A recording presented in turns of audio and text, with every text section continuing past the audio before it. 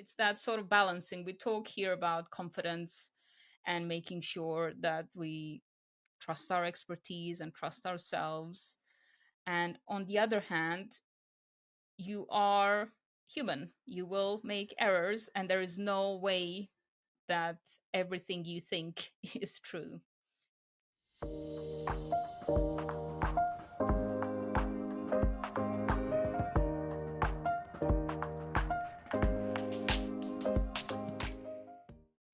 Welcome to Systems with Laura Plantag, the podcast where we transform entrepreneurial overwhelm into actionable clarity.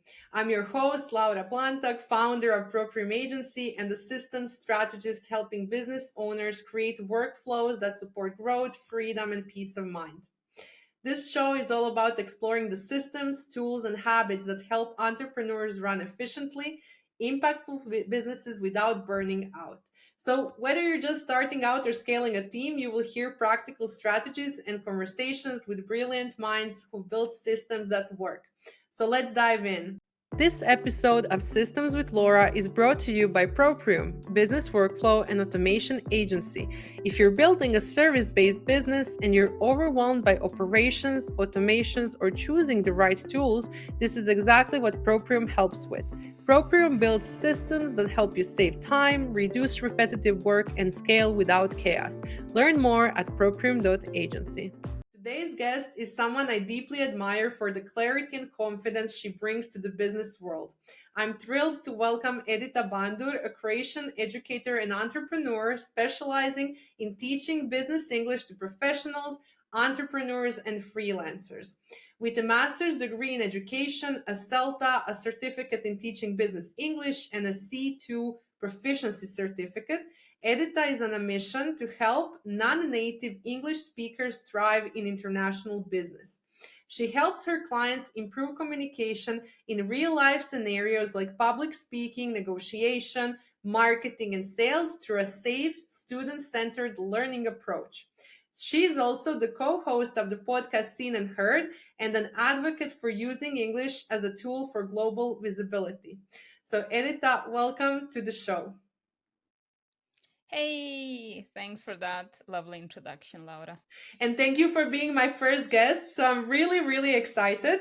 My first question to you is, how did you become an educator focused on business English? Tell me a little bit about your story. Um, it's a long story, I'd say, because it wasn't planned. I wanted to be an educator, so I studied philosophy and English. And I first planned to be to be a philosophy teacher. I wanted to change the world through serious ideas and educate young minds in systems of thinking and so forth. Systems, there we go. Perfect topic. And I thought of English more as a tool for communication rather than something that I would teach. But I got an offer while I was still a student. I got freelance jobs for translation and teaching others. And then I realized, okay, this is the direction I'm going towards. And with English, I can actually share all kinds of ideas, not just philosophical ones, but psychological ones and real life problems and all kinds of issues that my students might be struggling with. So it gave me this broad overview in a way that I really liked. And again, I got an offer for business English. I started teaching economic students. And then I realized that, what they think they need from business English is actually really intertwined with general English. And it's just, one more direction to go. And it's not something that's going to be this small niche full of super serious, boring vocabulary. I realized that I can be a really creative field where I can still express myself and my ideas, and I can really see real life change. And this is what made it a passion, because a lot of general English students, they just want to, prepare for some tourism or maybe pass an exam, and that's all great, but it doesn't really drive me. But when I see people starting businesses, really succeeding, being heard in that first international meeting that they had, that was really, really overwhelmingly positive. So I wanted to stay in that area. So when did that all happen? How long ago did that start? Um, I first started teaching kids actually in Spain during my third year of university studies. And then I taught in schools, high schools, and elementary schools because that was part of our education. And then when I started teaching at university in Prague, I started getting these requests for more serious business English. And then I started working for private schools as well in different companies. So this is where the story starts right after finishing university. Gotcha. And how long have you been in business? About 8 years now, I would say, with some odd jobs now and then before that. So how does it feel to work with entrepreneurs and freelancers? What's different? What's some of your favorite stories? What are some of your maybe, situations where you realized, "Oh, I don't know if I should continue doing this." Did you have any of those bumps in the road? Um, what you realize pretty soon is that when people set up goals and they're not really sure about those goals and they don't really feel ready for it, they will find all kinds of excuses. So I've heard many creative ones.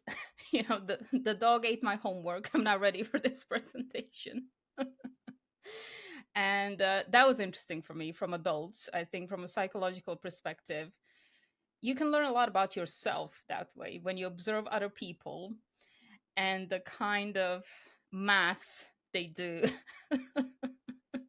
to find a rationalization for something that they're deeply afraid of can be quite interesting. I'd say that's been a challenge.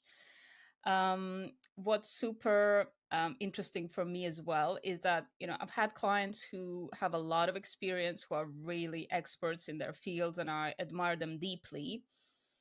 And then I realized that they are very insecure when it comes to their communication skills in English, and they can be fluent. Right? We're talking about different levels here, but even the fluent ones can be quite stumped by their perfectionism. And that's been a challenge, and that's always been super rewarding when we kind of face that head on and realize that we can do something about it. I think that the gymnastics involved in coming up with an excuse should be a discipline, of itself. But so when you kind of look back to all of those clients and all those situations, what would be maybe your biggest win story? Do you have any of those examples? Um, when clients tell me that they can't do something, they're not made for it, it's not something that they ever envisioned for themselves, and then they do it. And that's happened several times, and it's always been great. And one of the ones that are most memorable for me are the ones where my students actually agreed to come to Seen and Heard, and before that to audio only LinkedIn Lives, because they were terrified, and they still did it. So I'm super proud of them. That's amazing. How did that kind of journey look like for you? Because you're also a non-native speaker. You're working with a global audience. You're speaking in English. You have your own podcast. How did your journey kind of work for you, and how did that shape your teaching? Because you can relate with everybody that you work with.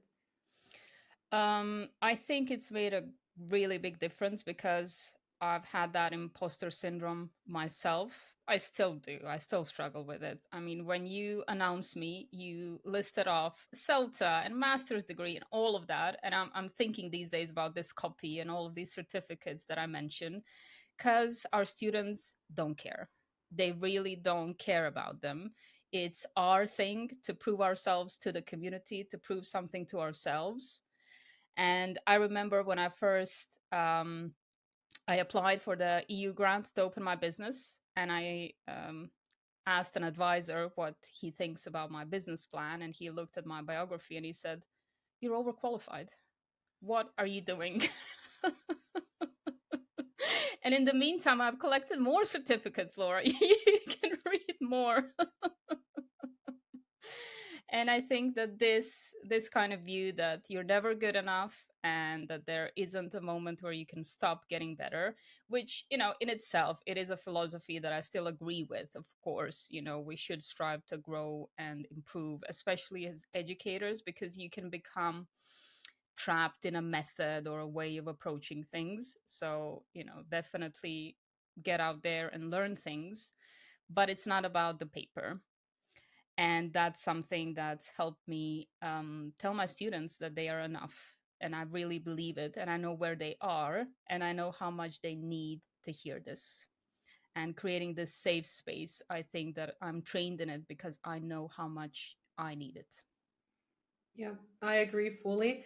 I was collecting certificates like Pokemon. Still do. Have way too many of them. And I have a similar story when I was applying for my grants to open my business.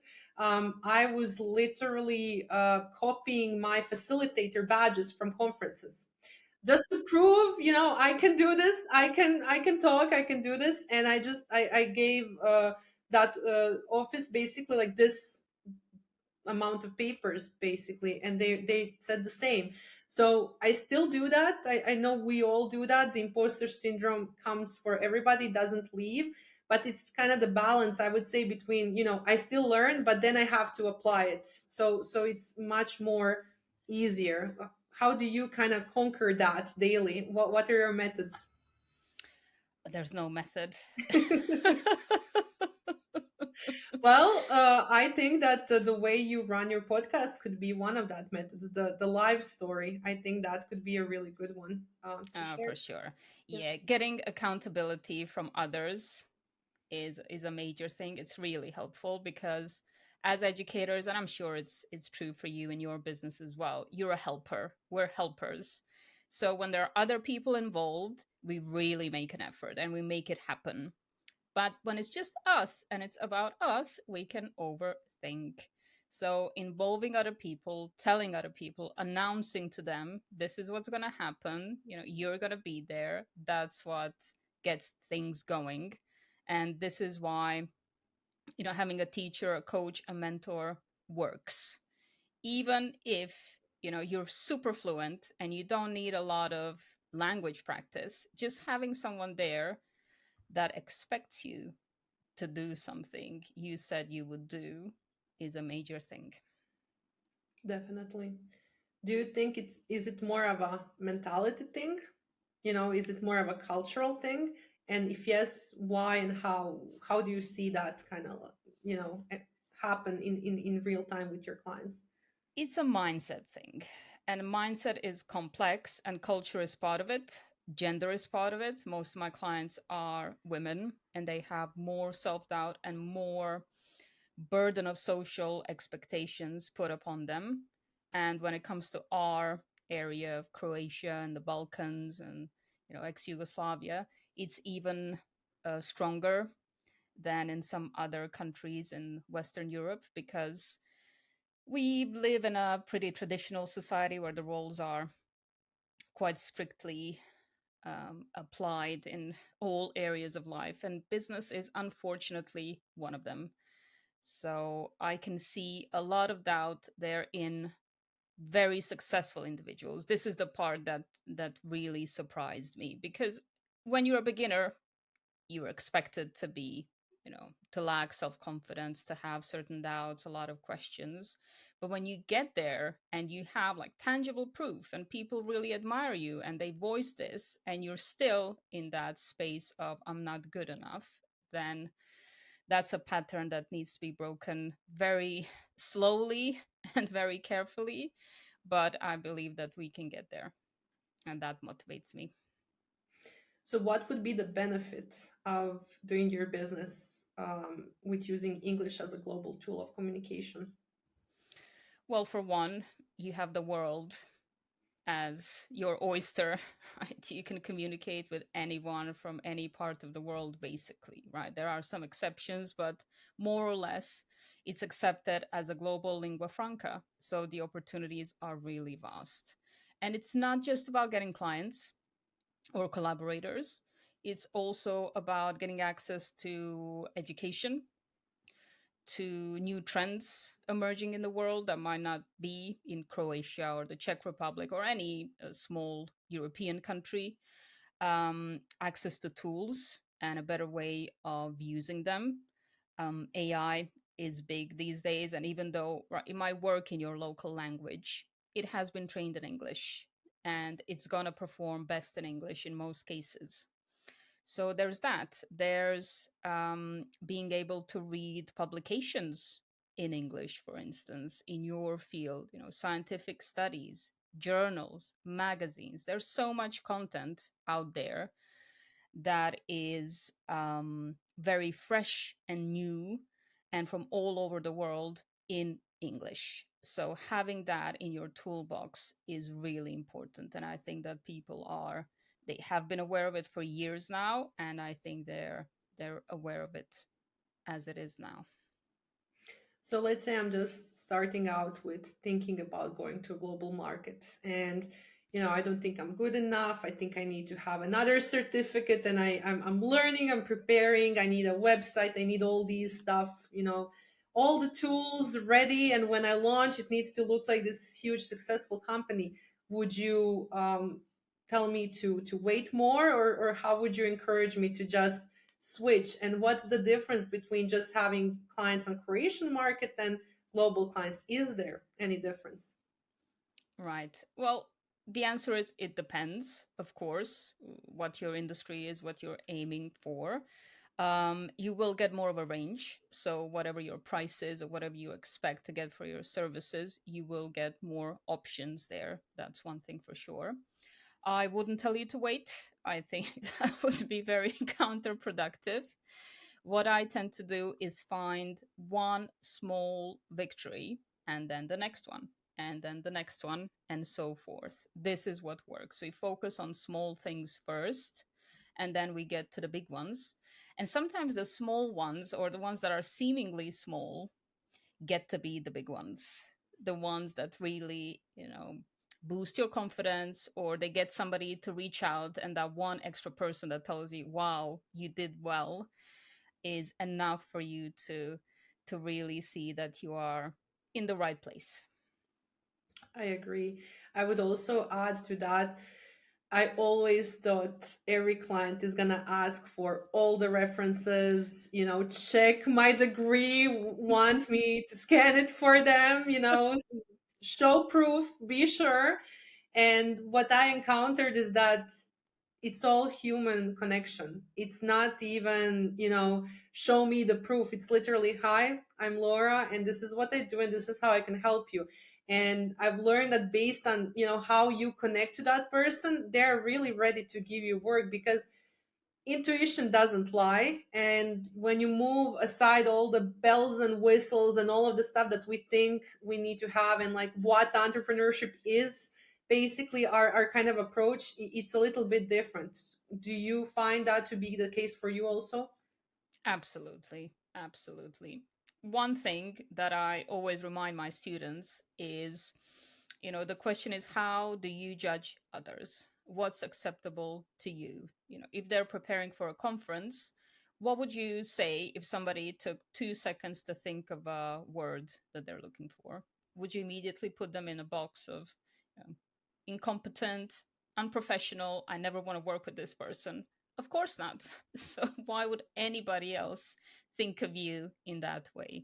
We are really, really kind to others and we forget to be kind to ourselves. I definitely agree. I And this is where the connection is built, in that space of kindness and openness and honesty. Yeah, yeah. And even native speakers don't use their English perfectly. You have dialects, you have regional differences. It's very different when I'm speaking to a native speaker that's from UK, USA, Australia, New Zealand. Sometimes I even when we have a conversation, I sometimes stop the person and I tell them, hey, this is what I heard. Could you clarify or could you define that word for me? And I never encountered in the 7 years that I'm in business somebody being rude. I've also caught them not using it properly because, when you learn, you basically can kind of recognize the patterns people use their language in normal speech. So it doesn't have to be that big of a pressure. You're not going to end up on a call with somebody who's going to judge your English. They literally just want their problem solved, right? Absolutely. They're looking at the content, they're looking at the connection, they're looking at your body language, perhaps, but they're definitely not first or language experts. Even if they are, they're probably into some obscure theory that you have nothing to do with, and that's their that's their main area of interest. And as you said, yeah, UK, Australia, and so forth, different cities in the UK, people with different education, people with different expertise, and sometimes even I would say that this expertise can be a problem rather than something to strive for. Because if you are an academic and if you are like super interested in something very, very specific, then you might not speak the language of the masses and you might be the confusing one. So it's really not about this kind of very silly ideal that people have sometimes of this, I don't know, CNN reporter with a PhD. That's not the person that your client is looking for unless you are specifically maybe a PhD supervisor, right? This idea that they have of a CNN reporter or a BBC reporter with a PhD degree is not the reality of their clients 99% of the time, right? Unless they're working on something highly, highly advanced. And even then, they will be talking to a person, not the expert, unless we're making an educational video. So, context is very important, and we tend to forget about it in our fears and this weird world that we create in our heads when we're overthinking something. Definitely agree with that. And it's always easier to let your fears kind of have their time in your head if you don't, speak about them. So I think having somebody like you that works individually with a person helps a lot because they can verbalize that and you can give them feedback and then can practice. I'm also wondering, we're talking about the verbal communication. What would be the nonverbal things that you also notice that are you teaching also that part? Because I've noticed with different cultures, it's very different how we communicate. So, for example, as Croatians and in the Balkan area, we rarely smile. So if you smile a lot, it's a tiny bit out of not that common. And I've so normalized that smile when I'm speaking with Americans, for example, because they have a completely different approach to small talk, the way they open meetings, and when I work with people from the Balkans, for example, or the Western Europe, it's always we jump straight to the thing that we're talking about. What do you think about the nonverbal aspect of it? We tend to discuss it, especially if it's something that's significant for them in a certain context. Let's say they're traveling somewhere, they're not sure what's acceptable, what isn't. Definitely, I try not to make them too self-conscious about it because that can have a counter effect. What I try to do is to make them laugh.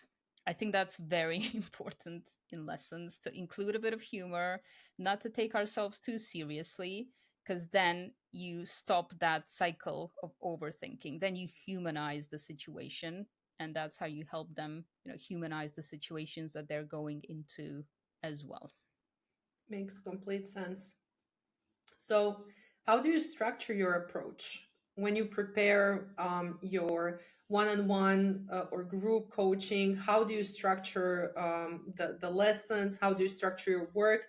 Let's divide that into two aspects. So, working with clients as client work area, how do you structure that? And how do you structure running your business? Because that's completely different than what we specialize for. And I'm wondering, how do you do those things?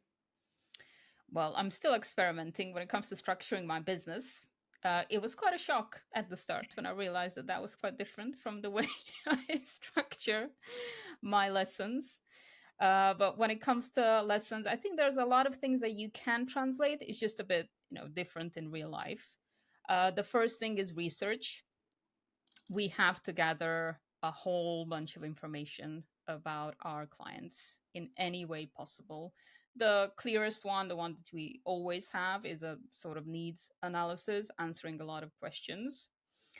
For group sessions, I tend to first send a written questionnaire so that I have some statistics. And then we talk about everything they've said together in a session. For one on ones, I tend to have the needs analysis as a full on meeting. So I bombard them with a lot of questions. Some of them they expect, some of them they don't.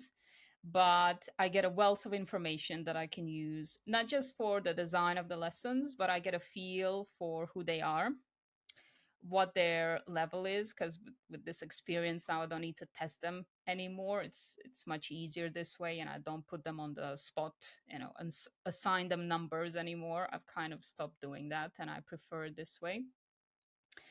And this information I plug into, nowadays I use AI for a lot of the analysis, just because it can spot things that I might miss.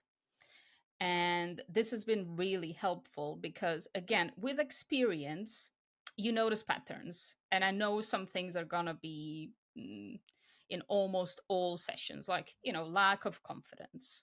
I have a fear that I sound unprofessional. I have doubts about my accent and what they're going to think about it and things like that. I hear them over and over again. I don't even need to ask these questions anymore. I know that they're there, basically. But there are some details that I might miss. And an AI analysis might go, this is something different. This is a word that could help guide your lesson planning. And then what I do with one on one students, I make a learning plan that I deliver to them. It's a draft of some kind. They will tell me, okay, is this reasonable? Is this something that sounds interesting?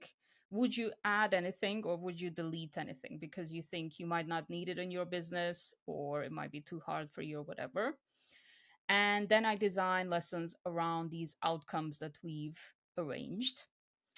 And the most interesting part for me there is that for these wins that we talk about, they tend to emerge from the lessons. Like sometimes they're clear from the start. I really need to do this one interview. Fine. But somewhere along the way, there'll be an opportunity for them to practice. And that's what I latch on to. And this is where I need to get them to feel capable. That's the part where active listening is the most important skill, right? You are prepared to find that one thing, but you can't really put it in the schedule. It needs to just appear in our conversations. When it comes to actual lessons, I like to design role plays and actual real life situations that imitate whatever they will need to do the best of their abilities. This is also something where AI has been helpful recently because my research time has been cut significantly. Because, of course, I'm not a content expert on all of my clients' industries. So I will find out what kind of vocabulary might be most useful in certain contexts. And it's much easier to do that these days.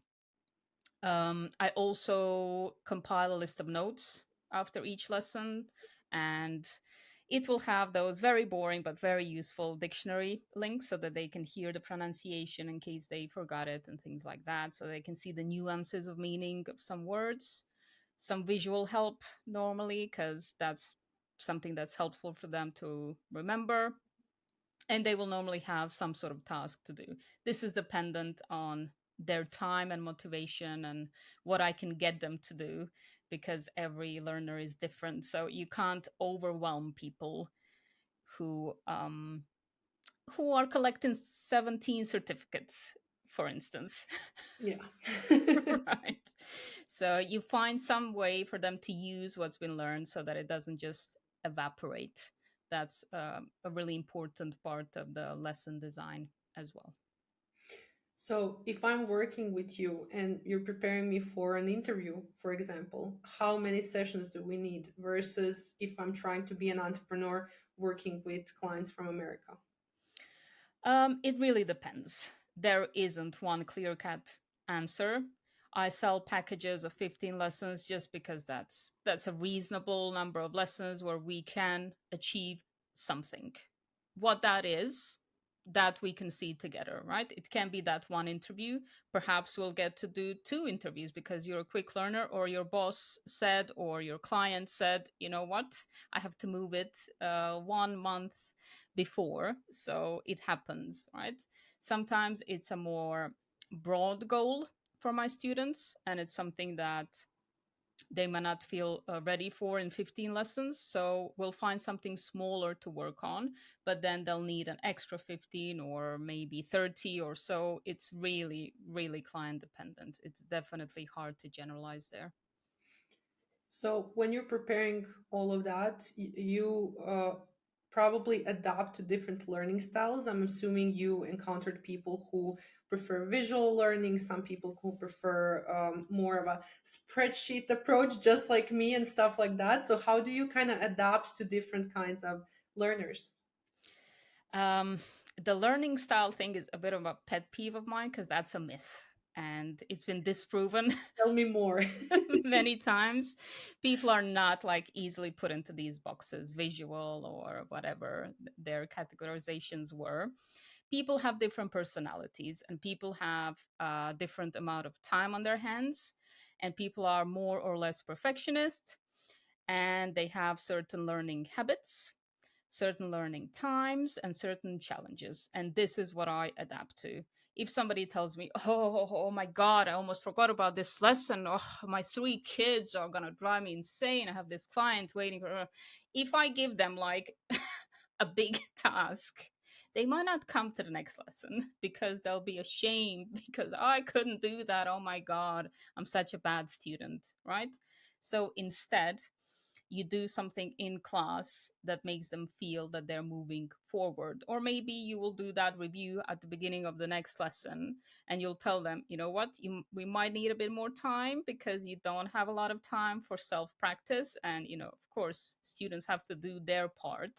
So, we will stretch it a bit, but that's okay. There's no perfect time. There's no, perfect pace for these things. What matters is that we will get there, and I'll be there with you. I love that. I do love the division of the types related to visual and all of that, because for me it helps with software interfaces, but it makes sense that you need to look at the individual fully and the characters and everything, that characteristics of the person, and then adapt to that fully, especially when you have to give them homework. So that could be something that definitely decides if they continue working with you or not. So when you do give them homework, do you maybe include any of the apps, for example, for learning language, or do you not combine that? Do you just use your own lessons? Do you have any type of methodology with software? Um, I design interactive tests for them based on the vocabulary we've learned, for example. That's something that I frequently do, something that they like because it's not, doesn't take too much time. And, the clicking is something that we all have been trained to do. I might design chatbots. That's something that they tend to enjoy as well. Depends on the learner because I do have some learners who will rather die than talk to AI. Um, I might give them some interactive exercises that are already out there because there's a lot of really good content in our industry. I might tell them to record something. There are all kinds of different options. I really try to keep it personalized, achievable, and something that I try to find something that they will enjoy. And if I notice that they haven't been enjoying something, and it's out of that zone of like, sometimes not enjoying something means that it's a challenge, and it's a challenge enough to get them to push their limits, but sometimes it just ruins the experience for them. So I try to find something that fits the person. So there's quite a few things there, and this is a creative job, and I always test out new things. There are so many tools that we can use these days, it's even overwhelming. So lots of different things to use. So that's a lot of things to remember, especially when you have a lot of students. How do you keep track of every individual approach? Do you do any lesson notes? Which software do you use for the client projects? OneNote for my hand notes because I have to catch everything as it's happening. And all of those notes that I mentioned, like the materials that I prepare and the materials that I give them after lessons, they are filled with this information. So if I do forget something, I have a lot to go back to and search and know where we are. So it's quite easy to track because all the information is logged somewhere. Even like the small things, I will write down the birthday of their child or whatever, because during the next lesson, I want to ask them about it. And I want them to see that I do care. And of course, I'm not going to remember all of that. Some things, yes, but most of the things I do need to write down. Got it. That makes full sense. I'm wondering what are some things that you like about OneNote and what are the things that you don't? What are the features that you prefer?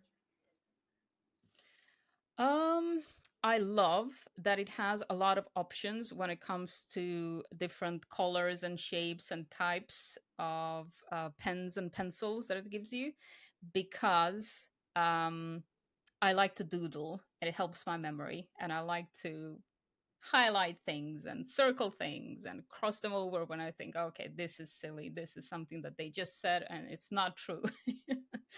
So that's a great option. I like that I can divide information into different categories.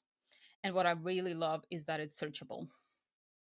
So, as long as you have a good system that you can remember when it comes to naming things and putting them in their right place, you can quite easily jump from node to node and find what you're looking for fairly quickly. What do I dislike? That's a good question. I haven't thought about it much. It can be a bit finicky when it comes to scrolling. I use this little screen as a notebook, so sometimes it can be a bit fiddly.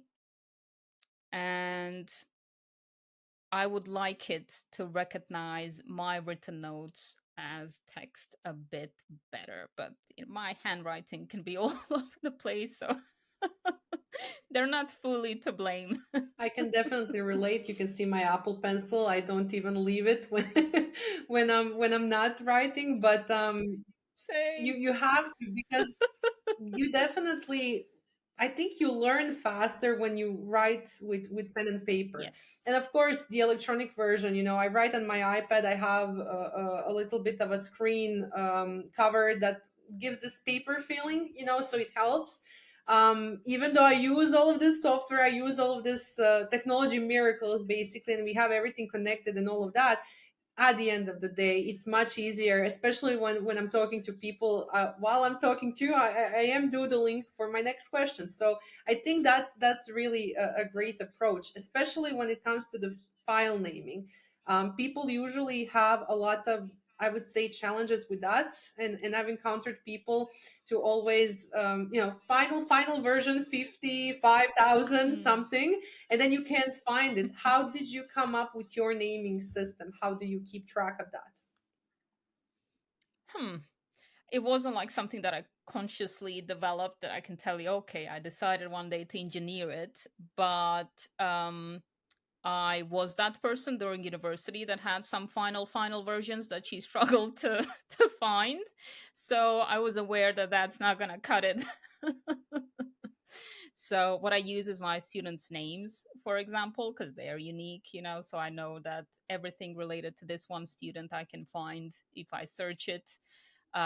Ideas, that's a big part of my notes. So if I put in ideas, even if I've like put them in a different places because I forgot that I had a folder, they will all be listed so I can compare them and see where I am, for instance. So a keyword that makes sense to me, um, something that I know I will remember because I associate this thing with it, not something that other people think is appropriate to name something. I think this is where the issue is with the final version, because maybe your college professor wants to see final version, blah, blah, blah. but for you it's like that text on Heidegger that I hate, so that's the thing you're gonna remember. You, Just if you're sending it to someone, rename I it. was But gonna say, please don't put that in an email because you're gonna have more problems than solutions after it. But it could become a good internet meme, so who knows? Maybe it ends up on Reddit or so. well, luckily you don't just copy paste from OneNote, so it's okay to write something like That's that. really good. And what about your business, basically? So, how do you kind of sort all the boring aspects that we have to work with as entrepreneurs? Your documentation. Where do you keep track of, I don't know, budgeting, for example, and stuff like that? Do you do it in a traditional way? Do you work with virtual assistants? What is your approach to leading the business? As I said, I'm still looking for the best approach. I've tried different tools, like I've played around with Notion, I've tried HubSpot, but I realized I had a bit of a frustration period, to be honest, because I realized that this was overly complicated for my business. So, what I mostly use are Google tools for that, for instance. So, my Microsoft is kind of for my teaching and everything related to that. And in Google Sheets, Google Docs, and so forth, I keep track of things related to my business. That's a really Again, it's searchable and it's all in one place and it's in a cloud. And that's what's important for I me. definitely agree. I think that's a really good psychological division also, because when you're opening that interface, that's the client projects, and when you're opening this interface, that's my own business. So I think that helps a lot also, basically. And you're already paying for Google Workspace, why not use what comes with it?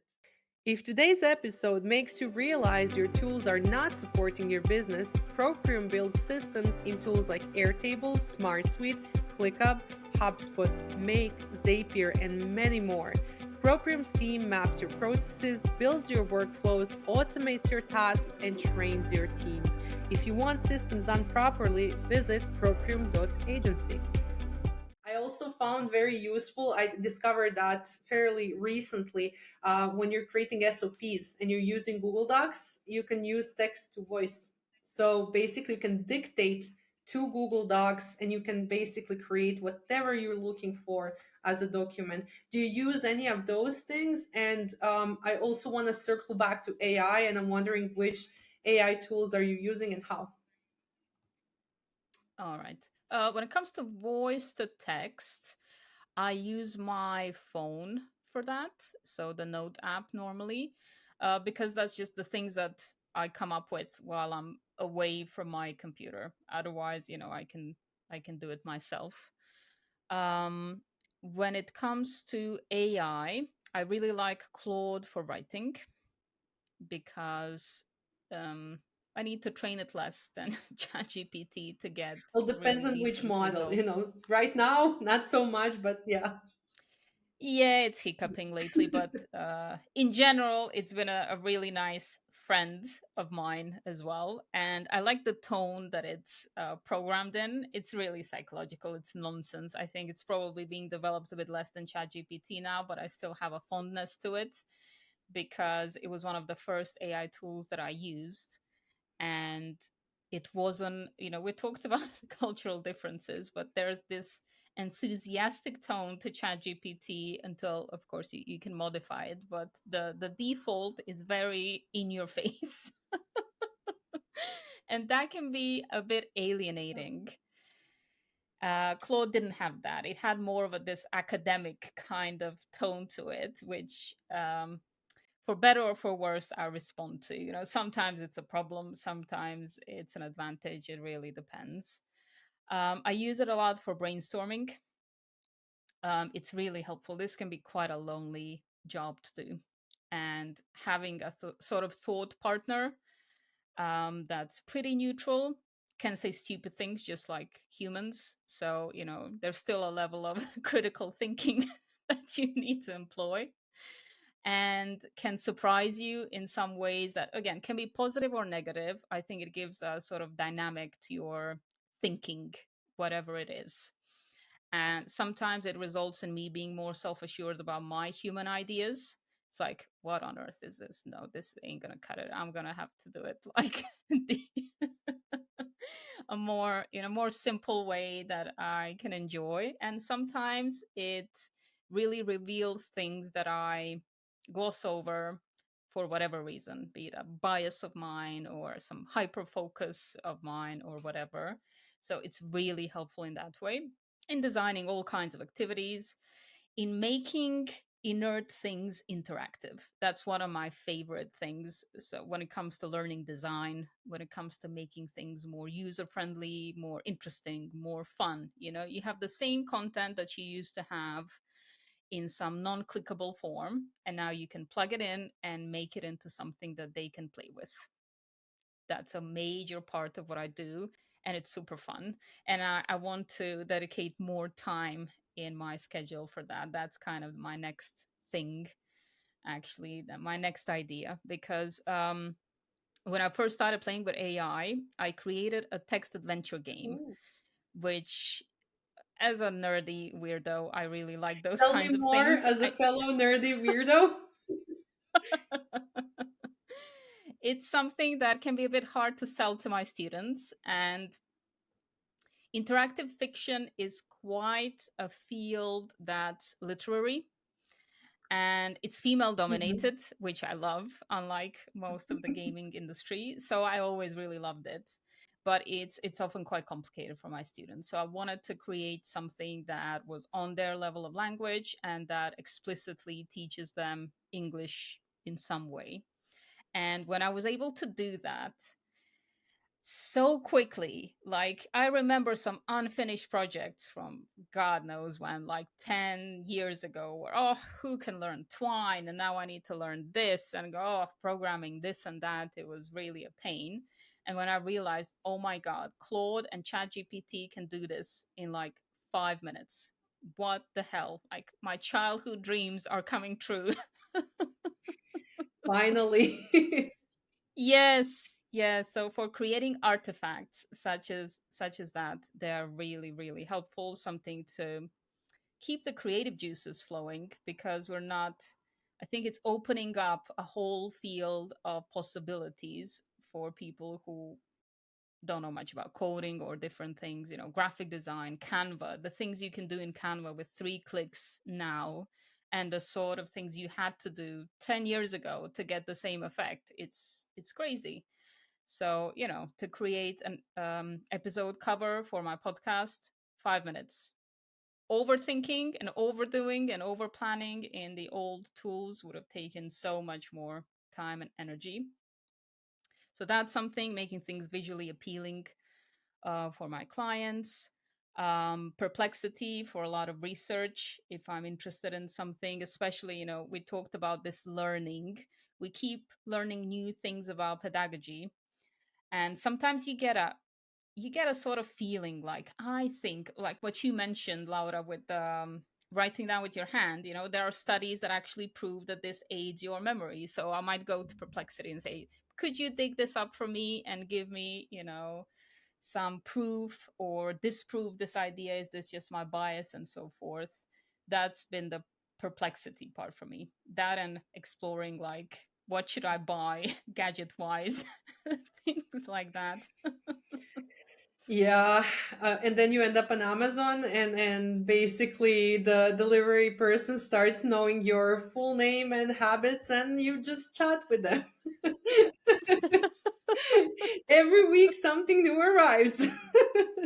Thanks to those things. But yeah, I definitely Yeah, we agree. should be careful. I love Claude the best, the most basically. But I always say to my team also, I always use ChatGPT, Claude, and Perplexity. I kind of feed them against each other. So like, check this. This is what I got. I don't write. I don't write. This is what I got from ChatGPT. I take what the result I have gotten, and I feed it to Claude, and basically they really come to different angles of conclusions, which I can then sit and rethink my approach. And just like you said, it finds that a hole in your logic a little bit, and it's a good sounding board. Because you have your friends, you have colleagues, you have people who are in the same industry and all of that. But it's a little bit different because you're kind of going against your own topics first, against your own tone of voice, and then basically you hash it out, and you can then provide it to the public. You can give it to the market, and you can figure out what happens with that and what is their feedback. And yeah, I think that's a really rewarding experience, especially with Perplexity. You can find some stuff that I wouldn't know how to Google. It literally helps me use normal tone of voice to find stuff. Basically, what was your biggest kind of, um, I would say, surprise with all of these tools, other than the project that was in your back end for decades? Well, I played around with all of them, and I would try Copilot, Gemini. Sometimes when something's super important, I would use like five, six, seven different ones. And as you said, the fact that you really get something different is quite surprising, and it's good and it's interesting. One thing that I think we all need to be careful about is the fact that these tools, they do want to praise you, and you need to be very careful with your prompting if you want critical responses. It's that extra step. It's a small step, but it's a step that people forget because we all want approval. So what you said, for it to find holes, you need to be very direct with it and ask it to do so, to be neutral and to be judgmental of whatever you're feeding it, depending what it is, of course. We all need to be very careful with our data as well when it comes to that. And I'm still a bit wary when it comes to image generation because I have some ethical concerns when it comes to that. So I don't dabble with it that much. I don't really need it that much, to be honest, unless I'm illustrating a point that I can't otherwise do.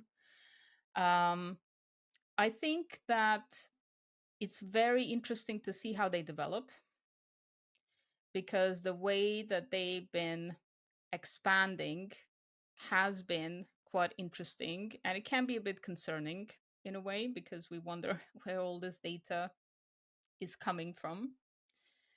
And another thing is that I think when you ask it very directly to challenge your biases or to tell you like where it thinks we are coming from, that can be a bit painful sometimes to read, but I think it's a very good practice. It's that sort of balancing. We talk here about confidence and making sure that we trust our expertise and trust ourselves. And on the other hand, you are human. You will make errors, and there is no way that everything you think is true. And I think it can be difficult to balance these two things because, we often go into overthinking when we ask ourselves questions. But as long as we can be concrete and very honest with ourselves and others when it comes to our values, I think that these tools can help put things into perspective and systemize them and save us time. It's the time saving that can be really revolutionary in our businesses, especially if you're a one man band, one woman band. How much time do you realistically have? And if there's a tool there that you can, train yourself to use very efficiently, and it can save hours of your time, that's hours that you can spend on your self betterment, on the betterment of others, of helping more clients, of doing whatever you dream of. So that's the bit where I see a lot of us helpers actually having our own helpers has been a really, really major opportunity. I definitely agree. And I think that we're both on the team of AI won't replace humans, but humans using AI will replace, humans not using AI, because this is something that needs to help us. It's not against us. It's a tool and technology that basically makes things easier. And what I love most lately is how it can summarize. For example, I feed it a PDF and I ask, read this. Make conclusions, help me with what's the main summary of this. I feed it my own lectures basically just to see, did my message come across in my script? do I need to prepare something different, etc. And to circle back to the business English aspect of it, I remember in the early a few weeks when ChatGPT was released, when it was still not there like it is currently. I remember feeding it my blogs and asking, how does this email sound like? Because I needed that validation a little bit, and it made me even more confident in what I already knew. So I think that's one tiny fraction of it, and I think working with you directly, that would be much bigger impact, because you have a human that's heard all of these stories, that understands basically your fears, understands the layers of our complexity in all of this that we are actually doing, and can give you feedback and can guide you through that. So while AI can tell me, will this sound good to native speakers, I think that we still won't be replaced basically as professionals in that area. What do you think? We won't be replaced by AI. I mean, AI can replace certain roles, and it will. And companies that are motivated by profit only will certainly try, and people will get bad and non-personalized service because of it. It will happen. We shouldn't pretend that it won't, and that there won't be some algorithms in the background trying to cut people's work. But there's always been bad services and there's always been shortcuts in this way or another. So it's just one in a series of these things. um, when it comes to AI being a sort of must learn, I think that one great thing is that it's kind of user friendly, and I think for new generations especially, because I think there's less of a steep learning curve, or at least for the basic things that are going to become part of digital literacy, than for some other things in the past, like Excel. So that's one thing that's going to be helpful for a lot of people, and it is already. And when you mention, like, how does this sound to a native speaker, that's one thing where we need to be careful, because a lot of these AI tools do perpetuate certain ideas, like silly ideas that we have, like that we even know what a native speaker is and which native speaker. Like my neighbor John, who has a vocabulary fond of like 200 words, or again, a PhD professor at Harvard or something like that. We need to be very specific in the way we feed AI and the way we ask it questions, because we will get responses that are of the same quality as whatever we put in.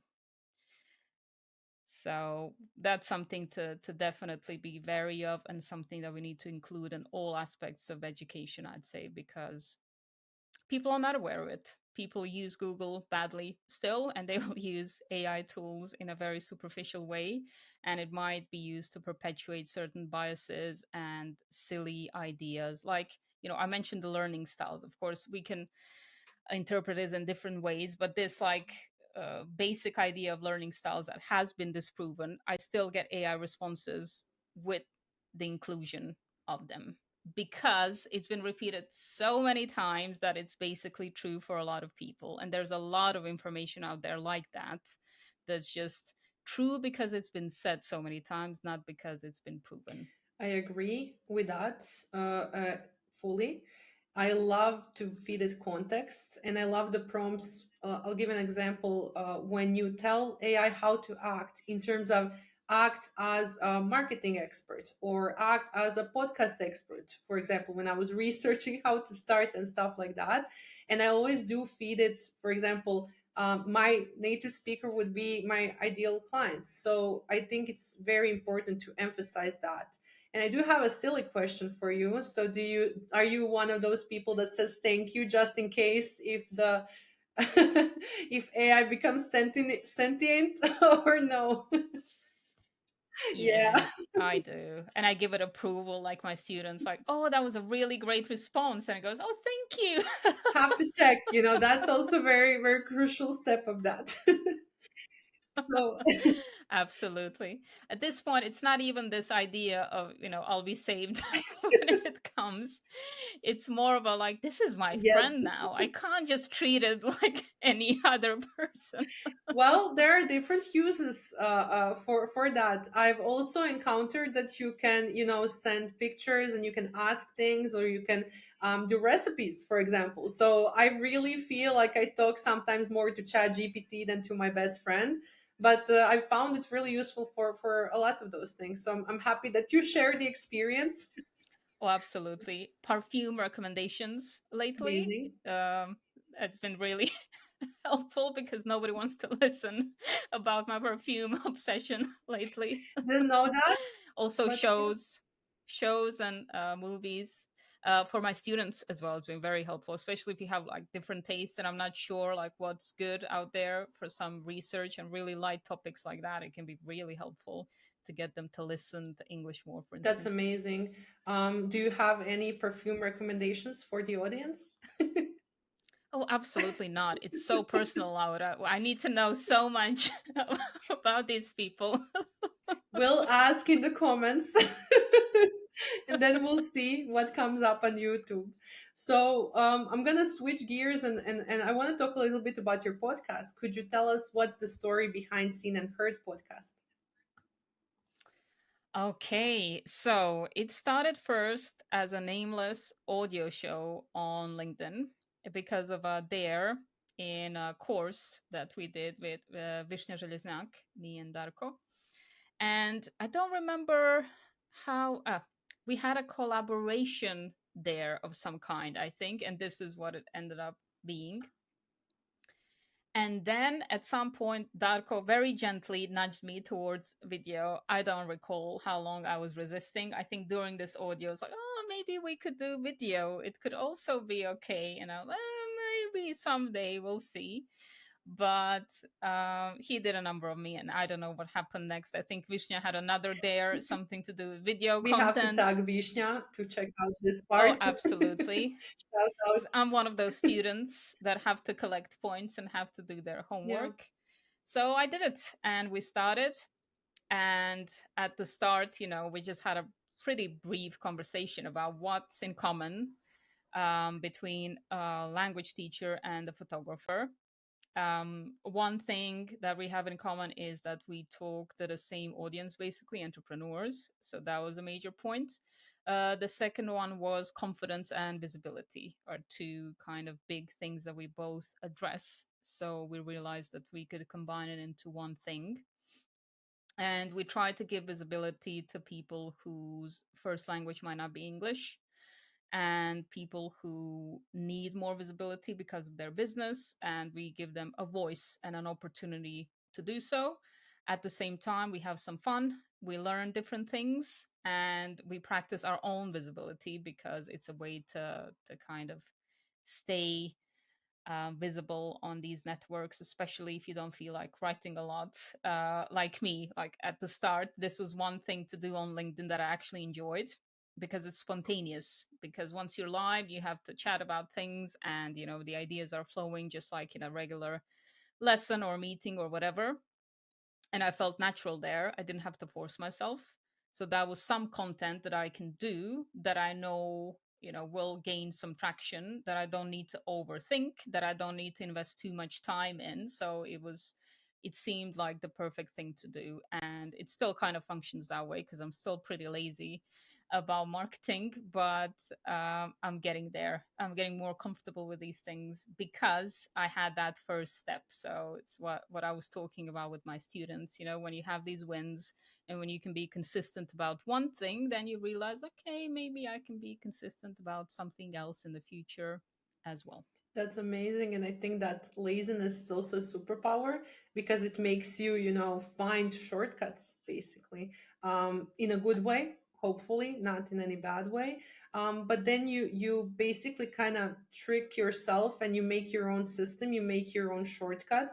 And I think that going live is what actually, that you mentioned, kept the podcast going. If it was just recorded, that would be, maybe, we can record it on Saturday, let's try it on Monday and stuff like that. So do you find that to help with consistency? Absolutely. Absolutely. One, there's accountability because I'm doing it with someone else. So it's not just a thing in my calendar for myself. It's something that, Darko is involved with. When we have a guest, a third person as well. So I can't let them down. I have to be there. Secondly, it's become like a normal part of my week. And as you said, with recording, it might move around. Maybe one day you don't have this or don't have that. So the next week it's like, oh, yeah, but like last week I had a free hour and now I could have that instead. And this way you're kind of pushing the envelope and you know that it has to be at a certain time. And for me, it's been a sort of exposure therapy as well, in a way, because all of those things that we dread, like internet issues or camera breaking down or your computer saying, I'm a bit overworked today, so I don't think I'm going to do what you intend to do. Um, Risking all of that because it's live and it can happen in real time, going through all of that because the first episode we had, Darko's whole setup stopped working and I was alone in the stream, which is like the worst possible scenario, and nothing bad happened. And the more these things happen and you see that the consequences are pretty low and that it really doesn't matter in the grand scheme of things and that it's human and that it's normal, it really helps you be more confident and be a bigger risk taker in general. That makes full sense. And I also think the audience loves habits. The podcast that I follow, they, for example, there is one podcast that they really love, and they always have episodes Tuesdays and Thursdays at 3 p.m. It's live. And I get nervous when I don't see them. So I know that I have to jump and I have to check out that YouTube live because I love to follow them. So I think it's also something that helps people get into a habit and stay, on the topic of that. I'm wondering, with all of that experience, with all of the students, the student work, and the podcast, what would be the advice that you would give to someone who's held back by English insecurity, especially as a non-native speaker? Find someone for accountability, be it an English teacher or even a friend who is really good at the language and will perhaps, I don't know, take you out and make you speak with someone if there's an opportunity for that. um, Find someone who's going to be there for you and tell you to push forward. And that's the best way to go. It's the easiest, it's the most efficient. You will build a relationship on the way. You will have fun if you are comfortable with this person. If you're not, then find someone else. And I think it's the most efficient way to go. Because if you don't need that someone to push you, then you're already there. So what are we talking about? Makes full sense. And for my final question, what communication skills should entrepreneurs focus on in 2025? Well, that's a good question. Since you say 2025, like speaking with AI efficiently, because that's a language in itself. But more generally and more universally, active listening is a really big one. Because if we keep on thinking about what we need to say next in a conversation, if we keep on focusing on ourselves, which sometimes people understand this as you're accusing them of being narcissist or whatever. No, you're telling them that they are human and they are self-conscious, and the more they know about what's lacking in their knowledge, and this can mess your perspective on things really badly. So um, focus on active listening, focus on what other people are saying and how they're responding and what they're not saying. Because once you exit yourself, you will see things more objectively and you will respond to your clients and to the needs of the market or whatever collaboration we're talking about. So that's a big one. And that's something that we all need to practice. Another thing would be creativity in communication, flexibility in a way that's really important in language learning because it quite often happens that an expert wants to find that one specific word for something. And okay, there are contexts where the one specific word is important because you're defining something, let's say. But most of the time, when we're talking about building relationships, as you said, rather than, a conference talk, it's not going to be the one word. There are many other words you can use instead. So being capable of just taking a step back and saying, how can I put this? And then finding a different way of expressing the same thing is a really, really important skill. It's going to help you avoid a lot of awkward situations. Another one would be soft international communication skills. um I'd say curiosity is a big part of this, like being really curious about other people's cultures. And we're not necessarily talking about a different nationality. It can be a different region, it can be a different generation. Like a lot of people slack off Gen Z these days, for instance. Like that's a cultural issue.